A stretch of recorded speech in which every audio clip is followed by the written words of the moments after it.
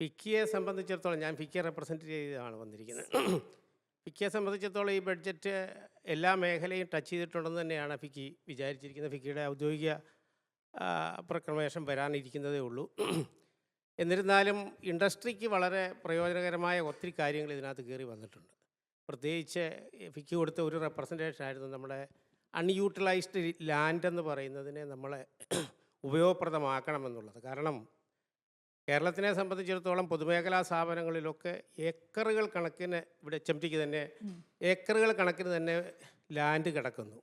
ഇവയൊക്കെ ശരിയായ രീതിയിൽ യൂട്ടിലൈസ് ചെയ്താൽ നമ്മുടെ ഇവിടുത്തെ ലാൻഡിൻ്റെ ഒരു വലിയ ഷോർട്ടേജ്, ഇൻഡസ്ട്രി ഫേസ് ചെയ്യുന്ന ഏറ്റവും വലിയൊരു ഇഷ്യൂ ആണ് ഇവിടുത്തെ ലാൻഡ് ഇഷ്യൂ. അതിനൊരു വലിയ പരിഹാരമാകും എന്നുള്ളതാണ് ഫിക്കിയെ സംബന്ധിച്ചിടത്തോളം ഫിക്കി വെച്ചിരിക്കുന്ന ഒരു വലിയ റിപ്പോർട്ട്.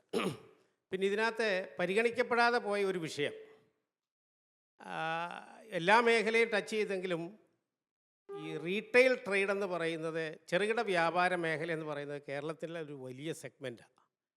വ്യാപാരി വ്യവസായികളുടെ ഒരു കണക്കനുസരിച്ച് 10 ലക്ഷത്തോളം വ്യവസായികൾ, ചെറുത് മുതൽ വലുതായിട്ടുള്ള ആൾക്കാർ ഇതിൽ അംഗങ്ങളാണ്. ഒരു സ്ഥാപനത്തിൽ ഒരു 3 പേരെങ്കിലും ഉണ്ടെങ്കിൽ, അതായത് ഒരു 30 ലക്ഷം ആൾക്കാരുടെ ജീവനോപാധിയാണ് ഈ റീറ്റെയിൽ ട്രേഡ്.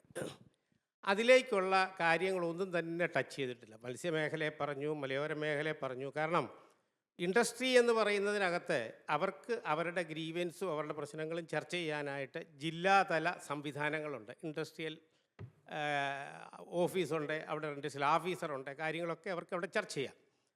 ഇത്തരം മേഖല കൈകാര്യം ചെയ്യുന്ന ഈ 10 ലക്ഷത്തോളം വരുന്ന ഈ വ്യാപാരികൾക്ക് അവരുടെ ഒരു പ്രശ്നങ്ങൾ അവതരിപ്പിക്കാനോ അല്ല അവർക്കൊരു ഏകജാലക സംവിധാനത്തിലേക്കോ പോകാനായ യാതൊരു കാര്യങ്ങളും ഗവൺമെൻറ് തലത്തിൽ അത് ഫിക്കി വളരെ ശക്തമായി പറഞ്ഞിരുന്നൊരു കാര്യമാണത്. അതിനകത്ത് ഒരു ചെറിയ കച്ചവടമാണെങ്കിലും കേരളത്തിലെ സംബന്ധിച്ചിടത്തോളം ഇന്ന് ഏതാണ്ട് 20ഓളം ലൈസൻസുകൾ വേണം.